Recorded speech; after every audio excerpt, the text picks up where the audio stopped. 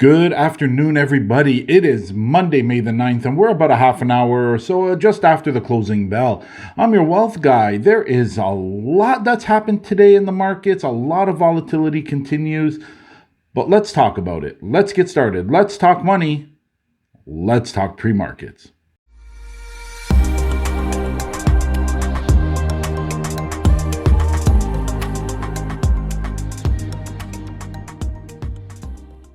So thank you everybody for tuning in. I really hope you like these videos. And if you do, please feel free to like, subscribe, share. But most importantly, I want to see some comments. I want to see your thoughts on what's going on in the markets and what you think is really happening and going on here.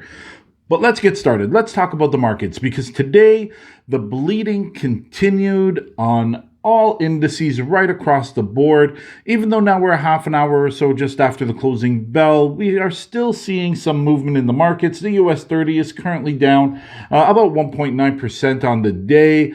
If we look at the Dow Jones, it's about the same, down 653 points. NASDAQ down 521 points. The TSX wasn't any better. Even if we look right across the board at all types of assets, we have commodities which are all bleeding out with the exception of palladium. Then we had cryptocurrencies, which for the most part are absolutely getting annihilated lately. If we take a look at Bitcoin over the last 7 days, it's down nearly 20%. The 10-year yield today, however, this is an interesting one, actually dropped quite significantly. 2.63% is what it dropped, currently sitting at 3.042. So again, not really seeing any red flags here in terms of a major correction to the downside, or should I say a market crash. We're still just experiencing a tremendous amount of fear in the equities market right now.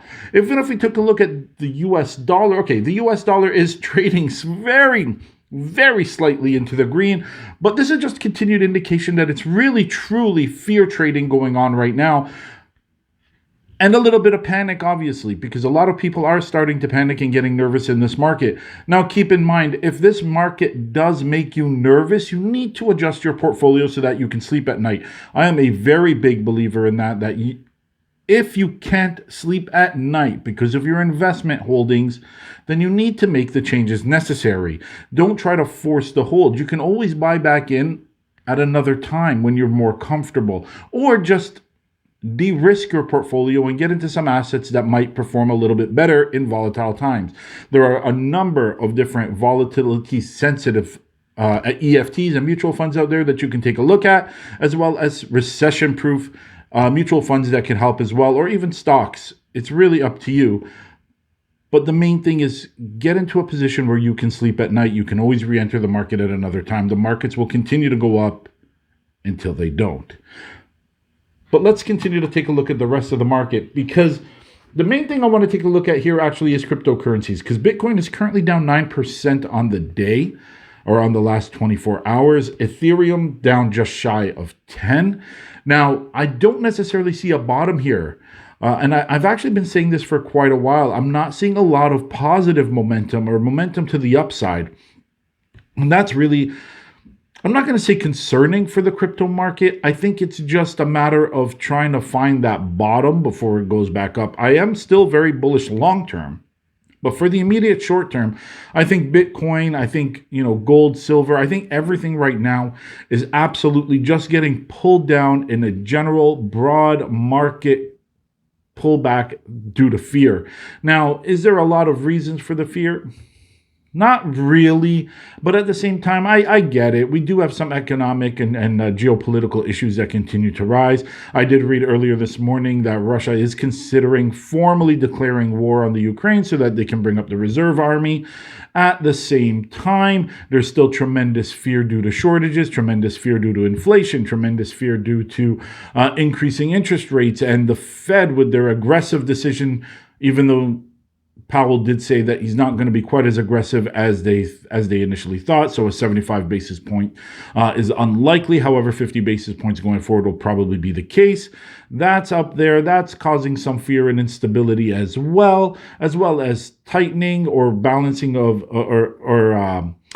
or a rejigging of the balance sheet. But let's be honest, that's not really going to happen. Just naturally, most of the assets that are going to expire will just fall off the books. But as far as really doing anything beyond that, I really don't see the Fed doing anything too significant at this point.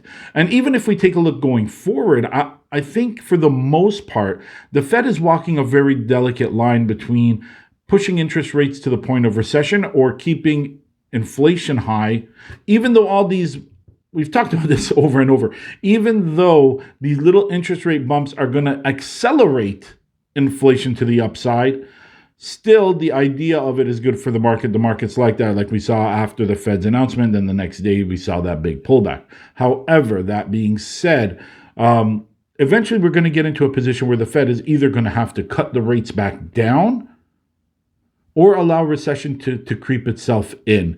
And that's a formal recession, because if you ask me, with the atrocious numbers that we have economically, again, another reason why there's a lot of fear in the market, we're technically already in, I guess, a recession, although the numbers are not formal.